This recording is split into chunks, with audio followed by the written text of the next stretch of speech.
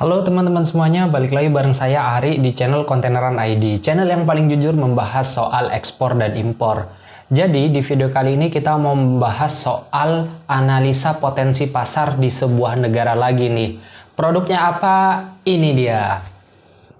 Jadi sorry ya kalau misalkan kita belum tunjukin produknya karena tadi tim saya lupa untuk ngebeli produknya teman-teman. Yang penting di sini kita tahu bahwa yang mau dibahas di video kali ini adalah soal nanas kaleng ya teman-teman. Jadi potensi pasar nanas kaleng, kemudian ke negara mana, berapa nominalnya, harganya berapa, syaratnya apa saja, dan bayarnya mana gitu.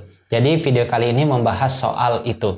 Bagi teman-teman yang memang memiliki produk nanas dan turunannya, kalian harus simak video ini sampai habis. Jadi, nanas atau bahasa latinnya adalah Ananas commosus. Nanas berasal dari Brazil, Amerika Selatan yang telah didomestifikasi di sana sebelum masa Columbus.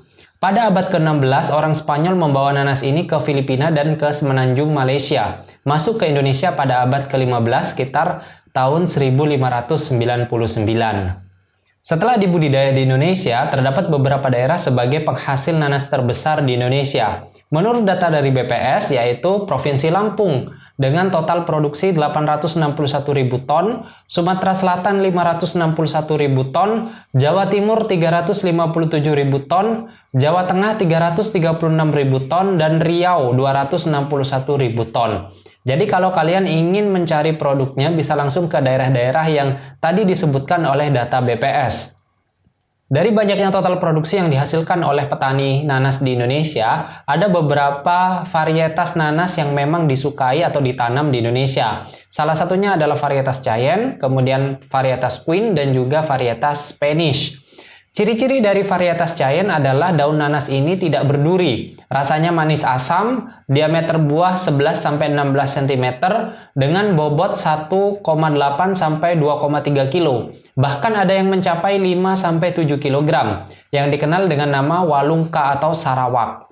Kandungan airnya cukup tinggi dan empulur atau hatinya relatif kecil. Jika ciri-ciri varietas Queen adalah rasanya manis, aromanya harum, warna kulitnya menarik, kuning cerah dan kemerahan. Bobotnya sekitar 1 kg per buahnya. Bentuk buah cenderung memanjang, empulur buah cukup lunak sehingga dapat dimakan. Sedangkan jika varietas Spanish memiliki ciri-ciri rasanya manis, aromanya tajam, namun varietas ini kurang disukai karena berserat. Ia banyak dimanfaatkan sebagai bahan pembuat kertas dan tekstil. Bagi teman-teman yang belum tahu, kertas uang dolar Amerika Serikat dibuat dari serat nanas ini, diambil dari daunnya. Jenis ini banyak ditanam sebagai tanaman hias karena warna buahnya menarik. Warnanya adalah merah orange. Nah, jadi teman-teman semuanya, buah nanas ini memang banyak sekali fungsinya ya. Selain memang dimakan secara fresh, kemudian buahnya bisa kita olah menjadi nanas kaleng, juga daunnya untuk beberapa varietas nanas bisa diambil seratnya, sehingga bisa difungsikan untuk benang ataupun bahkan pembuat uang dolar Amerika Serikat. Wah! Nanas dalam kaleng termasuk dalam HS Code 200820, di mana termasuk ke dalam barang bebas ekspor. Sehingga dari pemerintah Indonesia hanya mensyaratkan NIB dan NPWP badan saja agar bisa melakukan ekspor. Nah, tinggal syarat dari negara tujuan ekspor untuk izin masuk barang ini apa saja nih kira-kira. Tentu itu tergantung dari negara mana yang mau kita tuju atau mau kita target ya. Sekaligus juga tergantung dari perspektif buyer. Buyer itu main di segmentasi market yang mana. Itu akan mempengaruhi permintaan dokumen yang dibutuhkan oleh buyer kita. Intinya, ketika negosiasi nanti jangan lupa tanyakan kepada buyer dokumen apa yang dibutuhkan untuk import clearance-nya, gitu. Nah, sebelum kita menentukan negara tujuan ekspor ingin mentarget negara yang mana, daripada kita hanya menerka-nerka atau kita inginnya ke suatu negara tapi padahal negara tersebut tidak membutuhkan nanas dalam kaleng dalam jumlah banyak, lebih baik kita buy data saja teman-teman. Menurut data dari Trademap, potensi pasar terbesar nanas kaleng adalah ke negara Amerika Serikat dengan nilai transaksi 525 juta US dollar, Jerman 121 juta US dollar, Spain 74 juta US dollar, Rusia 70 juta US dollar, dan Netherlands 56 juta US dollar.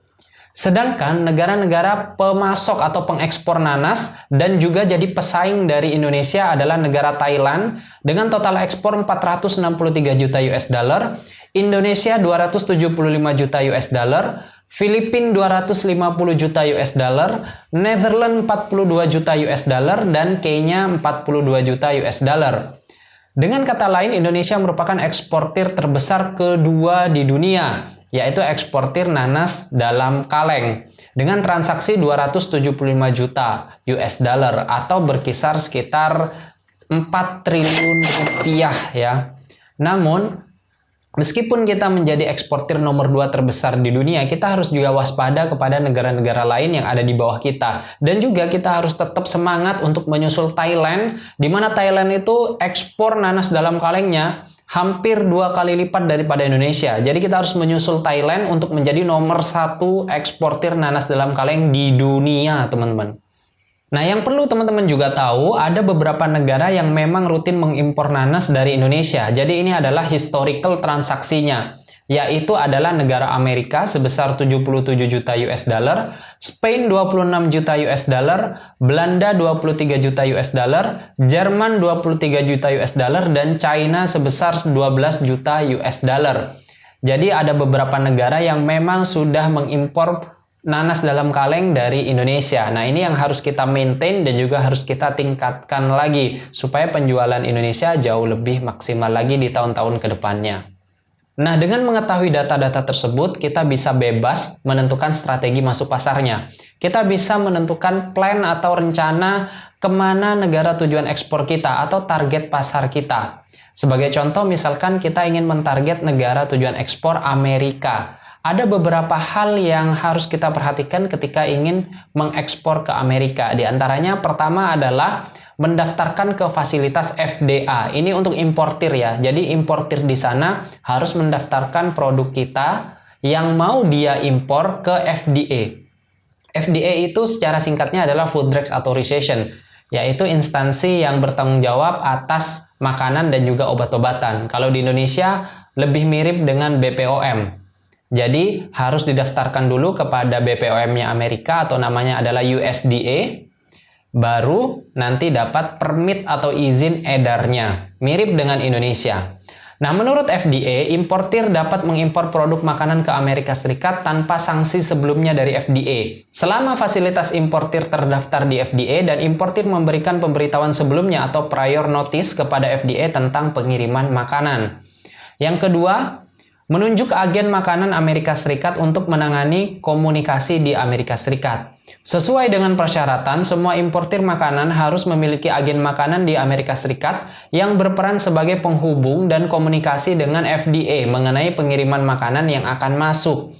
FDA akan berkomunikasi dengan agen yang ditunjuk untuk menjadwalkan inspeksi dan untuk memverifikasi bahwa semua persyaratan keamanan pangan telah terpenuhi. Dan kemudian yang ketiga, sebagai syarat produk kita agar bisa masuk ke Amerika adalah menurut Bea Cukai dan Perlindungan Perbatasan atau Border Protection Amerika Serikat, produk makanan yang diimpor ke Amerika mungkin memerlukan izin tambahan seperti sertifikat kesehatan dan atau sertifikat khusus lainnya, misalkan HACCP.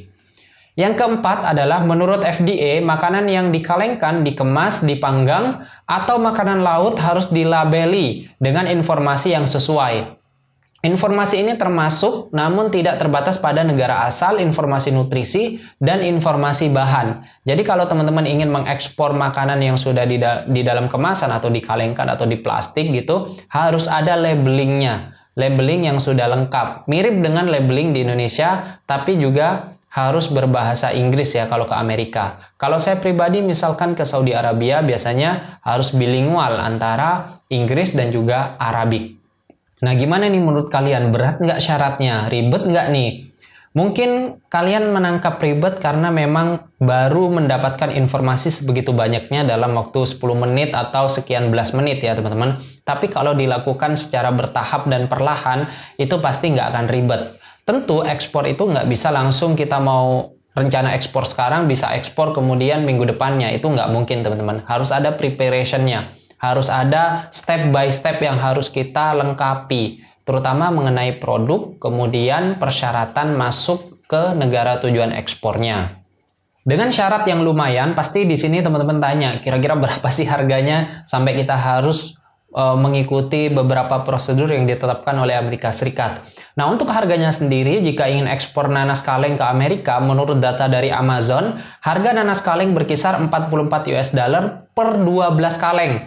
Jadi 44 US dollar ini isinya 12 kaleng, berukuran masing-masing kaleng itu adalah 20 oz atau sekitar 567 gram. Sehingga harga per kalengnya berkisar 3,7 US dollar per 20 oz. Jadi satu kalengnya itu 3,7 US dollar atau berkisar Rp50.000. Menurut kalian pasti 50.000 satu kaleng itu tinggi ya, lumayan ya, mahal nih. Tapi salah kalian teman-teman. Jadi 50.000 atau 3,7 US dollar itu adalah harga satuan kaleng itu yang sudah beredar di Amerika Serikat. Jadi pertanyaan besarnya adalah berapa importir membeli dari supplier Indonesia? Karena itu harga beredar, kita harus cari tahu nih berapa importir membeli dari produsen Indonesia atau negara-negara di tetangga kita. Caranya cukup mudah, kalau saya pribadi, saya pakai rumus dibagi 3, dibagi 4, atau dibagi 5. Tergantung dari letak geografisnya. Kalau Amerika, ini termasuk daerah atau negara yang sangat jauh dari Indonesia. Secara geografis, memerlukan biaya yang cukup tinggi. Sehingga kita lakukan dengan rumus dibagi 4 atau dibagi 5. Nah, 3,7 US dollar kalau dibagi 4 sekitar 0,9 dolar atau 9 sen ya teman-teman. Kemudian 3,7 US dollar ini kita bagi 5, yaitu hasilnya berkisar 0,7 US dollar atau 7 sen teman-teman. Jadi harga satu kalengnya itu berkisar 0,7 US dollar sampai dengan 0,9 US dollar atau 7 sen sampai dengan 9 sen US dollar teman-teman. Jadi kalau kita rupiahkan berkisar 10.000 sampai 13.500 rupiah per kalengnya. Nah, gimana nih menurut kalian harga ekspor 10.000 sampai dengan 13.000 rupiah per kaleng dengan ukuran 567 gram? Menurut kalian sudah worth it atau enggak? Kemahalan, kemurahan atau gimana nih? Jadi kalian harus menghitung dulu kira-kira berapa harga beli ke petani nanas freshnya, kemudian produksinya sampai ke kaleng dan sebagainya. Kalau kalian ada yang berpikiran, oh harga ekspor ternyata murah ya. Ya memang teman-teman, harga ekspor itu nggak seperti apa yang kalian dapatkan di media sosial. Kadang kita harus menggunakan harga dumping. Harga di mana harga ekspor lebih murah daripada harga lokal. Jadi kalian harus menghitungnya dengan baik ya. Jangan tergiur oleh siapapun lah. Kalian harus do your own research teman-teman. Kalau kalian tertarik untuk mengekspor produk nanas dalam kaleng, kalian bisa tawarkan ke buyer berikut ini.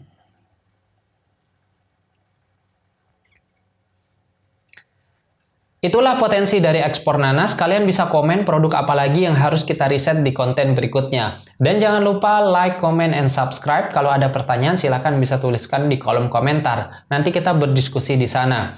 Dan jangan lupa untuk share video ini agar lebih bermanfaat untuk banyak orang lagi. Dan jangan lupa nyalakan lonceng notifikasinya. Saya Ari, sampai jumpa di video berikutnya. Bye!